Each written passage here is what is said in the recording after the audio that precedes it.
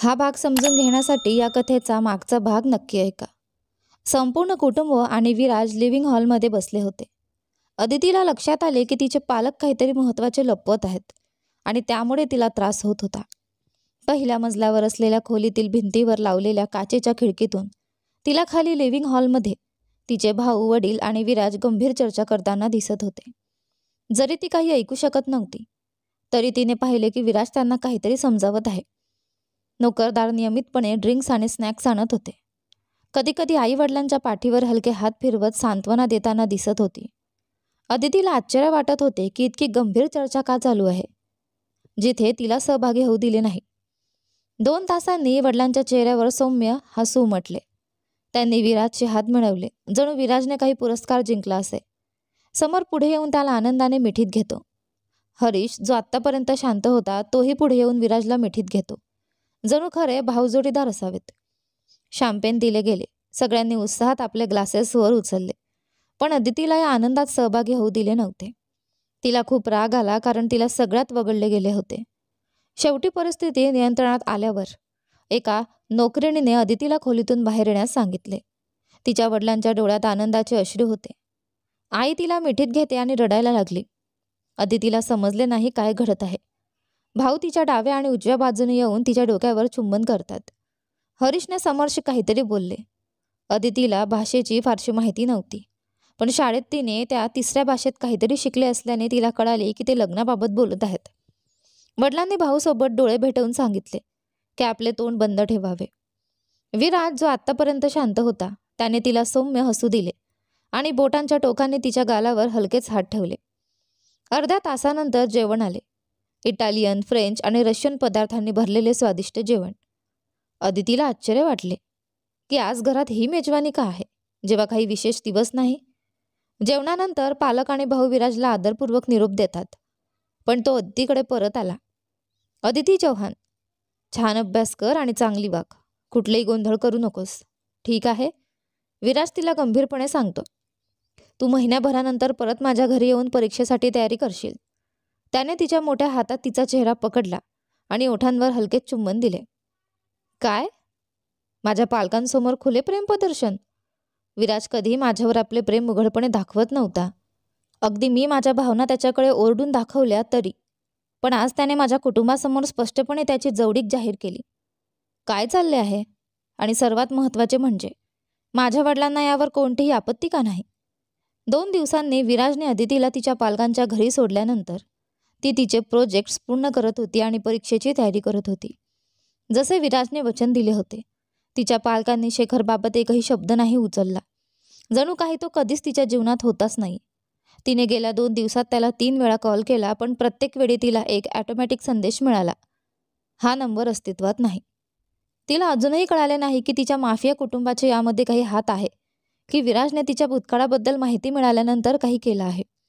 पण तिला एकच इच्छा होती, विराज तिच्या मागे येऊ नये, कारण जर तो आला तर स्वतःसाठीच धोका तयार होईल. 2 महिन्यानंतर घर नूतनीकरणाच्या प्रक्रियेत होते. भिंतींवर ताजे रंग, प्रत्येक कुटुंबातील सदस्यांसाठी भरपूर शॉपिंग झाली होती आणि अदितीसाठीची वस्तू सर्वात खास होती, जणू काही लग्न घडणार आहे. अदितीला घरात काय चालले आहे याची जिज्ञासा होती, पण कोणीही, अगदी तिच्या आईने सुद्धा तिला काही सांगू इच्छित नव्हते. मागील काही वर्षात आई अधिक मैत्रिणीसारखी होती, पालकासारखी नाही. अदितीने तिच्याशी अगदी सगळ्या गोष्टी शेअर केल्या होत्या, पण आता परिस्थिती वेगळी होती. तिच्या सर्व प्रश्नांची एक सारखी उत्तरं होती की वडिलांशी विचारून बघ. दिवसेंदिवस तिचा राग वाढत गेला आणि तिने आईकडून काही माहिती काढण्याचा प्रयत्न केला, पण वडील वेळेवर हस्तक्षेप करत होते. त्यांनी आईकडे एक नजर दिली, जणू तिला तोंड बंद ठेवायला सांगत होते. अदितीला तिच्या कुटुंबाच्या रहस्यमय वागणुकीमुळे खूप राग आला. शेवटी महिनाभराच्या मनाने पटवून घेण्याच्या प्रयत्नानंतर वडिलांनी तिला तिच्या जीवनातील सर्वात धक्कादायक बातमी सांगण्याचे ठरवले. ती लग्न करण्यासाठी तयार झाली होती. तिचे डोळे आश्चर्याने मोठे झाले. ती हळूहळू या महत्त्वाच्या गोष्टींचा अर्थ समजून घेत होती.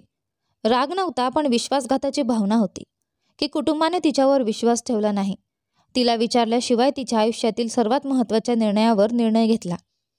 तिला काहीही बोलता आले नाही. रागाची सीमा नव्हती. वडील होते, त्या माणसाने तिला जगात आणले ज्याच्यावर ती सर्वात जास्त विश्वास ठेवत होती, पण त्याला तिच्यावर विश्वास नव्हता. जसा तुझा वास तसेच फळ, हे म्हण सहज तिच्या आयुष्यात लागू होत होती. ती आपल्या लग्नासाठी कोणाशी लग्न करणार आहे, त्याचे नावही तिला माहीत नव्हते. फोटोही नव्हता. तो काय करतो, कुठे राहतो, काहीच माहीत नव्हते. तिला विराटचे शब्द आठवत होते. अदिती चौहानच्या मनात सतत एकच विचार घडत होता. माझे आई वडील हे जगातील माझे पहिले शुभचिंतक आहेत आणि त्यांचे निर्णयच माझ्यासाठी सर्वोत्कृष्ट ठरतील. हे शब्द मनात परतवत असली तरी तिच्या अंतःकरणात एक खोल दरी निर्माण झाली होती. ती तिच्या परिस्थितीने समाधानी नव्हती. बाबा, माझ्याशी न बोलता तुम्हाला माझ्याविषयी कोणताही निर्णय घेण्याचा अधिकार नाही. हो, मी शेखर गुप्तासोबत पळून गेले आणि त्याचा खरा चेहरा न ओळखता मी मूर्खपणा केला. पण माझ्या आयुष्याबद्दल निर्णय घेण्याचा हक्क फक्त मला आहे, अदितीने ठामपणे सांगितले. अदिती, राघव चौहानचा आवाज त्यांच्या आलिशान घराच्या शांत भिंतींमध्ये घुमला. पण अदिती यावेळी गप्प बसणारी नव्हती.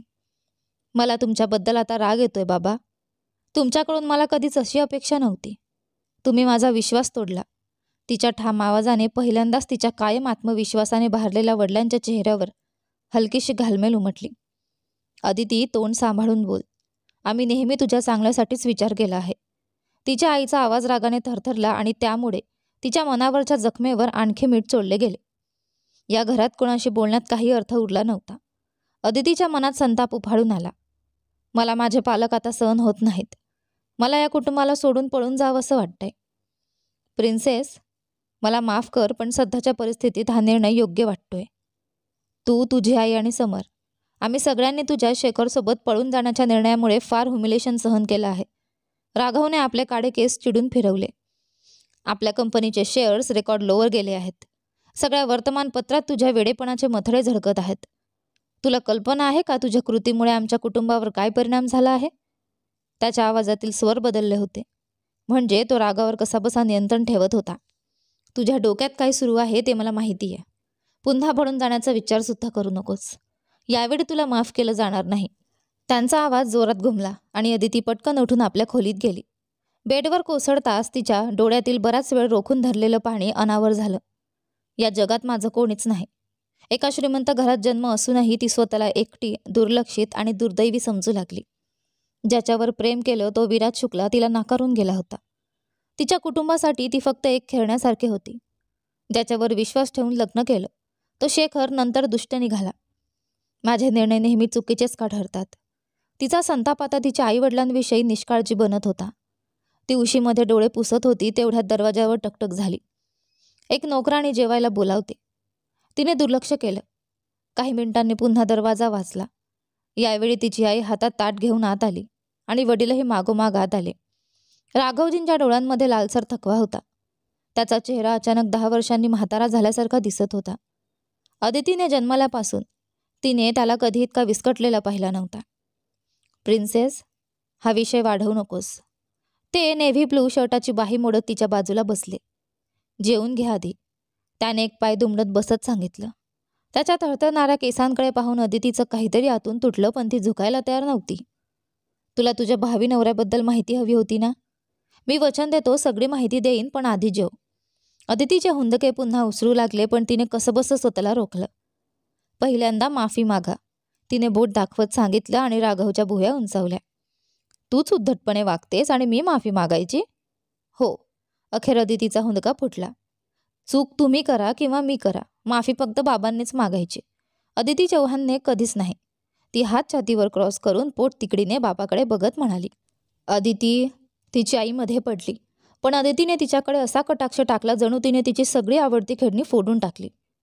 आरती, थांब जरा, राघव थोडा चिडून म्हणाला आणि पत्नीला खोलीबाहेर जाण्यास इशारा दिला. अदितीने लगेच जीभ बाहेर काढून आईला चिडवलं. अदिती चौहान नेहमी जिंकते, ती नाक फुगवत कॉलर उंचावत म्हणाली. राघवने हसत तिचे अश्रू पुसले आणि म्हणाले, हो, माझी प्रिन्सेस नेहमी जिंकते, ती बरोबर असो किंवा चुकीचे. बाबा माफी मागतो, फार माफी मागतो. तुमच्या जास्त लाडांमुळेच ती इतकी गर्विष्ठ झाली आहे. अजून लाड करा तिचे, आरती चिडून म्हणाली आणि खोलीतून निघून गेली. राघवने पत्नीचा राग अजिबात जुमानला नाही. त्याने पलंगाजवळ ठेवलेलं ताट उचललं आणि आपल्या मांडीवर ठेवलं. तो प्रेमाने अदितीला एक एक घास भरवू लागला आणि तिच्या ओठांवर लागलेले तुकडे देखील पुसत होता. जणू ती अजूनही लहान बाळच आहे. तर सांग माझी प्रिन्सेस, तुझ्या वराबद्दल तुला काय जाणून घ्यायचं आहे? पहिल्यांदा, मला जास्त नको आणि कमी भात हवा. अदितीने ताटात बोट दाखवत सांगितलं आणि अन्न चावतच राहिली. बाबा म्हणतो, सॉरी प्रिन्सेस. राघवने आपल्या कानाला हात लावून क्षमायाचना केली आणि तिच्या सांगण्यानुसार प्रमाण बदललं. तो हँडसम आहे ना बाबा? मला ठेंगणे मुलगे आवडत नाहीत. तो 6 फुटापेक्षा तरी जास्त असायला हवा. अदितीने गंभीर चेहरा करत विचारले. राघवने चमचा तिच्या ओठांपाशी धरत मिश्किलपणे हसत विचारलं, मी माझ्या सुंदर प्रिन्सेससाठी काही कुरूपवर निवडेल का? तो हँडसम आहे आणि 6 फूट तर नक्कीच. कदाचित 6 फूट 5 इंच असेल. हे खूप तिखट आहे. अदितीने लगेच जीभ बाहेर काढली आणि तोंडावर हाताने हवा केली. तात्काळ राघवने पाणी पुढे केलं. सूप. तिने सूपकडे बोट दाखवत पाणी गटकन प्यायले. असं? राघवचा चेहरा रागाने ताठर झाला. कोण हा बावडट शेफ ज्याने माझ्या मुलीच्या डोळ्यात पाणी आणायची हिंमत केली? आजचा दिवस त्याचा घरातला शेवटचा दिवस आहे. एवढं बोलून त्याने चिडून ते सूपचं बाऊल सरळ कचरापेटीत फेकलं. त्याने मला पाहिलंही नाही आणि लग्नाला हो कसं म्हणाला बाबा? अदितीने डोळे मोठे करून विचारलं. राघवने प्रेमाने तिचे गाल ओढले. कोणी सांगितलं की त्याने तुला पाहिलं नाही? तुझ्या सगळ्या खोड्या, सगळे नखरे, सगळं त्याला माहिती आहे. आमच्या इतकाच तोही तुला ओळखतो. अदितीचा चेहरा अजूनच कुतूहलाने उजळला. बाबा, त्याचं नाव काय आणि तो काम काय करतो? अदितीने चमचा रिकामा केला तोवर राघवने तिच्या ताटातील शेवटचा घास तिला प्रेमाने भरवला. त्याचं काम माझ्यासारखंच आहे, पण आता त्यापेक्षा जास्त काही सांगू शकत नाही. प्रिन्सेस, तो हसत म्हणाला. आता उठ, चेहरा धुवून घे आणि व्यवस्थित झोप. तो घाण मुलासारखा चेहरा बघवत नाही मला. राघवने ओठांना मुरड देत मिश्किलपणे सांगितलं, पण लगेचच डोळ्यात आनंद चमकवत विचारलं, माझी प्रिन्सेस आता खुश आहे ना? अदितीने ठोटीवर बोट ठेवत थोडं नाटकीयपणे विचार करता करता उत्तर दिलं. थोडीफार. तिच्या उत्तरावर राघव मोठ्याने हसला. इतक्या दिवसांनी तो इतका हसताना अदितीने पाहिलं होतं. त्याने तिच्या कपाळावरचे केस बाजूला सारत कपाळावर प्रेमाने किस केला. काळीच फाटलं तरी मी तुला चुकीचा निर्णय घेऊ देणार नाही प्रिन्सेस. माझा निर्णय मान्य कर. मी कधीच तुझं नुकसान होईल असं काही करणार नाही. राघवने तिचा चेहरा अलगद हातात धरत गंभीरपणे सांगितलं. वयाच्या खुणा आता त्या समर्थ चेहऱ्यावर उमटू लागल्या होत्या. डोळ्यांच्या कडेला रेषा, केसात थोडं पांढरं, पण तरीही तिच्या दृष्टीने तो जगातील सगळ्यात देखणा माणूस होता. तिचा बाबा, तिचा सुपरमॅन. लहानपणी तो तिच्या पलंगाखालच्या भूतांना घालवायचा आणि आता तो तिच्या आयुष्यातील वादळ शांत करत होता. अंघोळ करून ती गुलाबी टॉवेल लपेटून खोलीत परत आली. टॉवेल तिच्या गुडघ्यांच्या वरपर्यंत येत होता आणि ती कपाटातून नाईटवेअर शोधत होती. तोच पलंगावर पडलेला फोन जोरात वाचला. स्क्रीनवर नाव दिसताच ओठांवर हसू म्हटलं, पण तिने कसबस स्वतःला सावरलं. त्याला कळायला नको की त्याच्या फोन नेहमी इतकी खुश झाली. ती पलंगावर पोटावर झोपून कॉल रिसीव्ह करते. Hello sweet cakes. घरच्या नाटकांचं काय? शांत बसलेत का सगळे? विराज शुक्लाच्या आवाजात तोच ओळखीचा चिडवण्याचा सूर होता. त्याला कसं कळलं? घरात काही कॅमेरे बसवलेत का याने? ती घाबरून इकडे तिकडे पाहू लागली. तो खळखळून हसला. कॅमेरे नाहीत रे प्रिन्सेस, फक्त तुझ्याबरोबरच्या अनुभवावरून सहज अंदाज आला. अदितीने ओठ गोळा करून फोनकडे बघत खोटं रागाने सांगितलं. मी काही नाटकबाज नाहीये. आज दिवसभर मी एकदम चांगली मुलगी होते. तिच्या बोलण्यावर विराज हलकंसं हसला. हो महाराणी, तुझं नाटक आहे का नाही ते मी 2 मिनिटात ओळखू शकतो. तो मजेशीर सुरात म्हणाला. मला तुझ्यावर राग आलाय. अदितीने बोट एक एक करून दाखवत म्हटलं. 1, 2, 3 महिने तू माझ्याशी बोललाच नाहीस. 3 नाही. विराजचा चेहरा आता गंभीर झाला. 2 महिने 21 दिवस आणि 16 तास झाले आहेत. त्याच्या आठवणीच्या अचूकतेवर अदितीचं तोंड थोडं विस्फारलं, पण त्या क्षणी तिची नजर खाली गेली आणि तिला जाणवलं की तिचा टॉवेल सरकला होता. विराजची नजर तिच्या उघड्या गळ्यापासून खाली सरकत होती. ती घाईघाईने स्वतःला झाकू पाहू लागली, पण विराज शांत स्वरात म्हणाला. थांब. अदितीने भुवया उंचावत मिश्किलपणे विचारलं. तुला लाज वाटत नाही? बरोबर आहे, ती मला नाहीच. विराज निर्धास्त हसत म्हणाला. त्याच्या त्या नजरेने अदितीच्या अंगावर हलकेच शहारे उठले. उष्णता अनाहूतपणे तिच्या अंगात पसरू लागली. तो काही न बोलताही तिच्या मनात कितीतरी गोष्टी जाग्या करू शकत होता. क्षणभर तिने स्वतःलाच विचारलं, मी अजूनही त्याच्यासाठी एवढी वेडी आहे का? आणि उत्तर तिच्या न कळत्या मान हलवण्यातून बाहेर पडलं. विराजच्या आवाजात एक हलकीशी गूढ ओढ होती. तो अलगद म्हणाला. मागच्या वेळेस जेव्हा मी तुला स्पर्श केला होता तेव्हा तू पूर्णपणे व्यवस्थित होतीस, पण मला असं नैसर्गिक रूप जास्त आवडतं. त्यामुळे पुढच्या वेळी थोडंसं जपून ठेव. पूर्ण स्वच्छ करू नकोस. अदितीच्या मनात क्षणभर गोंधळ पसरला. त्याने मला नेमकं कधी स्पर्श केलं होतं? पण त्या आठवणींचा विचार जरी तिच्या मनात डोकावला तरी तिच्या शरीरात एक वेळी झिणझिणी पसरू लागली. ती त्याच्या चेहऱ्याकडे निरखून पाहत राहिली. विराजच्या डोळ्यांतून जाणवलं की तिच्या मनात काय सुरू आहे हे त्याला अचूक समजलं होतं. तरीही त्याने काहीच बोलायचं टाळलं. कदाचित तिचा तो लाजरा अवतार त्याला अजून मोहक वाटत होता. अदितीच्या मनात विराजचा आवाज घुमत होता. तो तिच्याशी इतक्या आपुलकीने, अगदी तिला स्वतःची समजून बोलत होता. आणि हाच आपलेपणा तिच्या मनाला टोचत होता, कारण ती त्याला सत्य सांगू शकत नव्हती. पूर्वी विराजने तिच्यासोबत क्वचितच जवळीक दाखवली होती, पण आज तो ज्या पद्धतीने मन मोकळं करत होता तितकंच नशीब त्यांना वेगळं करण्यासाठी ओढू लागलं होतं. त्याच्या शब्दात एक ओढ होती, एक अशी ओढ जी अदितीच्या मनाचे आणि शरीराचे दोन्ही धागे हलवून टाकत होती. तिच्या श्वासांची लय विस्कटायला लागली आणि तिच्या नकळत तिच्या हालचाली त्याच्या अपेक्षेनुसार होऊ लागल्या. क्षणभर दोघांचं जग फक्त आवाज आणि श्वासांमध्ये विरघळून गेलं. विराजचा आवाज दबका पण भावनांनी भारलेला. हो, असंच. आता थांबू नकोस. अदिती ही नकळत त्याच्याशी एकरूप होत गेली.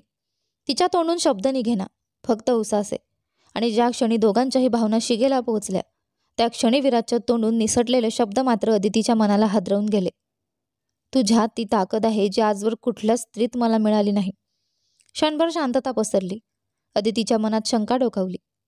माझ्या आधी तो किती जणींच्या आयुष्यात होता? तिने थेट विचारलं. विराज काही सेकंद गप्प राहिला. त्याच्या चेहऱ्यावर खंत उमटली. माझा भूतकाळ मी बदलू शकत नाही अदिती, पण एक गोष्ट प्रामाणिकपणे सांगतो. ज्या दिवशी तू माझ्या आयुष्यात आलीस त्या दिवसापासून मी कोणाकडे वळूनही पाहिलं नाही. फक्त एक चुकीचा क्षण होता आणि मी दारूच्या नशेत होतो. पण ते पाप नव्हतं, चूक होती. तू माझ्यावर विश्वास ठेवशील? अदितीचं मन हेलावलं. तिने स्वतःला सावरत शांतपणे सांगितलं. विराज, माझं लग्न ठरलं आहे. विराज क्षणभर शांत राहिला, पण तिला आश्चर्य वाटलं, कारण त्याचा चेहरा कोसळला नाही. उलट त्याने हळूच विचारलं.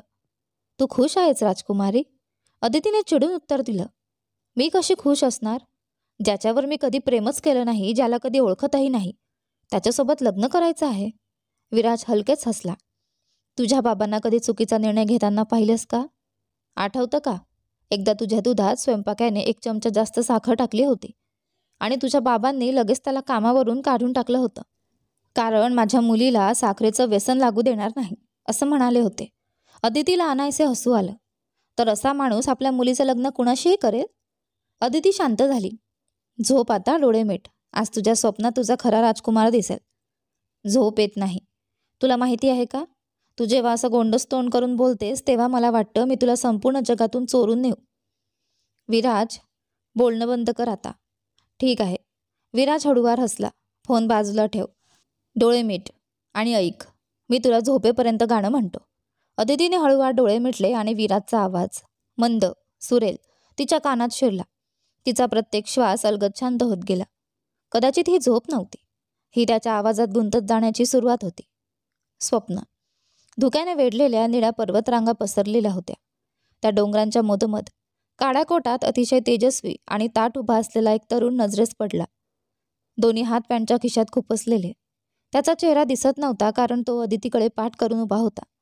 पण त्याची सरळ उभी राहण्याची ढब, रुंद खांदे आणि मांसल देहयष्टी पाहूनच जाणवत होतं, जगातला सगळ्यात देखणा पुरुष तर हा असणार. पर्वतरांगांतून निळशार पाण्याचे धबधबे कोसळत होते, पण त्याच्या अंगावरचा दिमाग क्षणभरही हलला नाही. जणू सामर्थ्याचंच एखादं मूर्तिमंत रूप तिथे उभं होतं. अदितीच्या मनात एकच इच्छा उसळली, त्याच्या बाहुपाशात शिरून त्याला घट्ट मिठी मारावी. पण तिच्या आणि त्याच्यामध्ये दाट धुक्याची भिंत उभी राहिली. ती हताशपणे त्याला हाक मारत होती, पण तो ऐकत नव्हता. शेवटी जेव्हा तो हळूच मागे वळला, अदितीचे डोळे थिजून गेले. तो चेहरा इतका सुंदर की स्वर्गातील देवदूतांनाही मत्सर वाटेल. गुलाबी ओठ, कमानदार रेखीव आकृतीत, निसट जबडा आणि नाकाची ती तीक्ष्ण रेष. पण त्याच्या डोळ्यांनी तर अदितीचं हृदय पूर्णपणे जिंकून घेतलं. थंडगार निळे डोळे, तेच ते डोळे जे तिच्या प्रत्येक स्वप्नात, प्रत्येक जागेपणीच्या विचारात नेहमी तिला छळत असतात. तो होता विराज शुक्ला. तिची इच्छा, तिचं सामर्थ्य आणि तिचं वेदनादायक हृदयभंगही. सकाळी अदिती जागी झाली, ताजी आणि आनंदी. फोन अजूनही बाजूलाच ठेवलेला होता आणि तिच्या ओठांवर आपोआप हसू उमटलं. विराज शुक्लाला तिच्या अवचेतन मनातही प्रवेश करण्याची ताकद होती. क्षणभर मनात एकच विचार चमकून गेला. जर देवाने त्याला तिचा नवरा बनवलं असतं तर तिचं आयुष्य खरंच गुलाबांच्या मौशार पायवाटेवर चाललं असतं. अदितीला दुसऱ्या दिवशी रेजिनाकडून कॉल आला. त्यांच्या परीक्षा तारखा जाहीर झाल्या होत्या आणि 1 महिन्याभर परीक्षा सुरू होणार होत्या. अदितीने आधीच तयारी पूर्ण केली होती, त्यामुळे तिला काही चिंतेची गरज नव्हती. ती विराजला कॉल करते आणि उत्साहाने त्याला सांगते की ती परीक्षांसाठी त्याच्याकडे थांबणार आहे. पण मनात एक शंका होती.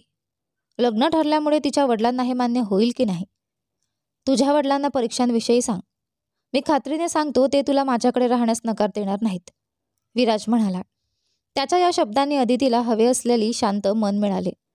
ती जिन्यावरून खाली उतरते आणि वडिलांना मेलमध्ये आलेली परीक्षा सूचना दाखवते. वडिलांनी स्वतःहून तिला विराजच्या घरात राहण्याची परवानगी दिली. हे पाहून ती आश्चर्यचकित झाली. अदिती विचार करते, विराज कसा इतका खात्रीशीर असतो माझ्या बाबतीत. डॅड, माझं लग्न माझ्या परीक्षांमध्ये अडथळा आणणार नाही ना. ती मनातल्या शंकांबद्दल वडिलांना सांगते. वर्षभर मेहनत केल्यानंतर ती कमी गुण घेऊ इच्छित नव्हती. लग्न सोहळा लवकरच होणार आहे, जरी तारीख जाहीर झालेली नाही राजकुमारी. पण तुला काळजी करण्याची गरज नाही. तो दिवस परीक्षांमध्ये अडथळा आणणार नाही, वडिलांनी आश्वस्त केले. कारण फक्त आम्ही नव्हे तर तुझ्या नवऱ्याला देखील हवे आहे की तू तुझ्या विशेष दिवशी परीक्षा तणावापासून मुक्त राहावी. अदिती विचार करते, हा माणूस कोण आहे जो मला ओळखत नसूनही इतकी काळजी घेतो. मी पाहिल्या आधीच त्याच्यावर मोहित होत आहे का. त्या दिवशी अदितीने संपूर्ण वेळ रेजिनासोबत शॉपिंग, चित्रपट पाहणे यामध्ये घालवला. तसेच तिला गुप्तपणे माहीत असलेली गोष्ट सांगितली की ती लवकरच लग्न करणार आहे. पण रेजिनाला अदितीच्या भावना फारशा काळजी वाटले नाहीत. उलट ती अंगठीबद्दल चौकशी करत होती. त्यावेळी अदितीला जाणवले की खरंच माझं लग्न विचित्र आहे. ना एंगेजमेंट, ना तारीख जाहीर, आणि नवऱ्याचा चेहरा मला माहीतच नाही. तिचं आयुष्य गुंतागुंतीचं होतं. ती कोणावर तरी प्रेम करते, पण लग्न कोणाशी तरी दुसऱ्या व्यक्तीस होणार आहे. नवऱ्याचं नावही तिला माहीत नव्हतं आणि वडील म्हणतात की तो तिला खूप प्रेम करतो. प्रेम अंध आहे हे या परिस्थितीत स्पष्ट झाले. त्या दिवशी तिच्या प्रिन्स चार्मिंगला भेटण्याची वेळ आली. अदिती जाणते की ही असं नियंत्रित होऊ शकणारी भावना तिला अडचणीत टाकणार आहे. ती लवकरच लग्न करणार होती, पण वेळ असतानाच ती आपल्या स्वप्नातील जगात आपल्या प्रियकरासोबत आनंद घेऊ इच्छित होती. ती वडिलांना सांगते की तिला मुंबई जायला हेलिकॉप्टरची सोय करा. पण घरात असलेली 10 जेट्स सर्व बुक्ड होत्या. वडील ऑस्ट्रेलियाला व्यवसायासाठी जाणार होते आणि 5 जेट्स तिच्या मोठ्या भावाजवळ होत्या. अदिती जाणते की वडील वैयक्तिक प्रवासासाठी नेहमीच कितीतरी कारणं सांगतात. उरलेले 4 जेट्स कालच एंगेजमेंटसाठी गेले होते. मी तुला माझा एक जेट पाठवत आहे, काळजी करू नकोस. सगळ्या पुस्तकांसह तयार होऊन ये. परीक्षांपर्यंत तुझं वास्तव्य इथेच असेल आणि शांत राहा. तुझ्या बाबांनी राग व्यक्त करणार नाहीत, विराज म्हणाला. त्याच्या या शब्दांनी अदितीची सर्व चिंता दूर झाली. तिच्या ओठांवर एक वेडं हसू उमटले. हेलिकॉप्टरवर मोठ्या अक्षरात लिहिले होते, द शुक्लाज. पुणे विमानतळावर उतरल्यावर तिचा वैयक्तिक ड्रायव्हर आणि बॉडीगार्ड्स वडिलांच्या सूचनेनुसार तिला विमानतळावर आणतात. अदिती अजूनही आश्चर्यचकित होती. वडील हे कसे मान्य झाले. लग्न ठरलेलं असूनही दुसऱ्या माणसाच्या घरात पाठवणे. विराज जे काही सांगतो ते तिच्या आयुष्यात खरंखुरं घडतं. जणू त्यानेच तिचं भाग्य रचलं आहे. स्टाफ अतिशय सभ्य होता. प्रत्येक 10 मिनिटांनी चौकशी करत होते की काही हवे आहे का. विराज प्रत्येक लहान तपशिलाची काळजी घेत होता. जरी संधी मिळाली असती तर त्याने स्वतः येऊन तिला घेऊन गेला असता, पण तो हॉस्पिटल आणि सूर्योदय इंडस्ट्रीजच्या मल्टीमिलियन व्यवसायामुळे व्यस्त होता, जो त्याने पूर्णपणे वडिलांकडून उत्तराधिकारी म्हणून घेतला होता. जसेच विमान मुंबई विमानतळाच्या खासगी भागावर उतरते, अदितीला काही पावलं दूर पांढरी कार पार्क केलेली दिसते. सुंदर चेहरा, ठळक जबडा आणि कोपऱ्याचे हाड स्पष्ट. समुद्रासारख्या डोळ्यांसोबत छान जुळणारी त्वचेची रंगत. सेक्सीनेस ओसंडून वाहत होता. विराज कारमधून बाहेर पडतो, कोटच्या बटनांवर लक्ष केंद्रित करत, आपल्या सामर्थ्यवान पावलांमध्ये चालत. तो असा माणूस होता जो प्रत्येक दृष्टिकोनातून आकर्षक आणि प्रभुत्वशाली दिसत होता. त्याचा निळा नेव्ही ब्लू सूट त्याच्या शरीरावर अगदी योग्य बसलेला होता, त्याच्या मर्दानीपणाला अधोरेखित करत. जसेच त्याचे हात अदितीकडे येतात, विराज तिला जवळ ओढतो आणि तिच्या कपडावर हळूच चुंबन देतो. प्रवास कसा झाला? राईडमध्ये आरामदायी होतं का? तो उत्सुकतेने विचारतो. अदिती फक्त मान हलवते, त्याच्या सौम्यतेच्या तीव्रतेत आणि प्रामाणिकतेत हरवलेली. पाठीमागे 2 बॉडीगार्ड काळ्या सूटमध्ये चालत होते आणि तिचं सामान ट्रंककडे नेत होते. मला आशा आहे की रेजिनासोबत शॉपिंगमध्ये मजा आली असेल, तो म्हणतो. तिचे डोळे आश्चर्यचकित होऊन त्याच्याकडे पाहतात आणि त्याचे हसू उमटते. मी तुझ्या प्रत्येक हालचालीवर लक्ष ठेवतो राजकुमारी. त्याचे डोळे तिला पाहत आणि त्याच्या सुरेल आवाजातील सौम्यता तिला वेगळ्या प्रकारे जखडून ठेवते, जणू तिच्या आत्म्याला स्पर्श करणारा जादूचा स्पार्क. कदाचित हेच खऱ्या अर्थाने एक जेंटलमॅन असतो, फक्त सभ्यता नाही तर नियंत्रण आणि सामर्थ्य असलेला, तरीही प्रेम आणि सौम्यता दाखवण्याचा सूक्ष्म मार्ग असलेला. त्याचा हात तिच्या हातावर स्पर्श करताच अदितीला गूज बम्स येतात, जणू त्याची आत्मा तिच्या त्वचेतून झळकते. कारमध्ये शांतता होती पण मोहक. त्याची मस्क सारखी गंध आणि रंग वातावरणात दरवळत होता. गोपनीयता राखली गेली आणि तो तिला जवळ ओढतो. अदिती तिचे डोके त्याच्या मानेच्या कुशीवर ठेवून त्याचा खोल श्वास घेतो. त्याच्या मिठीत ती घरी असल्यासारखी वाटते. तुझे डोळे लाल का आहेत, तो काळजीने विचारतो आणि तिच्या चेहऱ्यावर पडणारे केस बाजूला करतो. काल रात्री तुला पाहण्याची उत्सुकता असल्यामुळे झोप येत नव्हती, ती हसत उत्तर देते आणि त्याच्या डोळ्यांमध्ये पाहते. तो बोलत नाही, फक्त तिचा चेहरा आपल्या कडक हातात घेत त्याचे डोके खाली आणतो आणि तिच्या ओठांवर हळूच चुंबन घेतो. ते चुंबन प्रामाणिकतेने भरलेले, सौम्य स्पर्शाने मऊसर होते आणि एका प्रामाणिक वचनासारखे होते की तो फक्त तिच्यासाठी अस्तित्वात आहे. त्या क्षणी त्यांची रासायनिक आकर्षण तीव्रतेने वाढते, ज्यामुळे तापलेल्या प्रेमाचा अविरत ज्वाला प्रज्वलित होते. त्याचे हात तिच्या शरीराच्या वक्रांवर फिरत होते. यानंतर पुढे काय होते ते पहा आपल्या या कथेच्या पुढच्या भागामध्ये, जो हा भाग अपलोड झाल्यानंतर लगेच अपलोड होणार आहे. तो तुम्ही आपल्या RP मराठी स्टोरीजच्या चॅनलवर बघू शकता. धन्यवाद.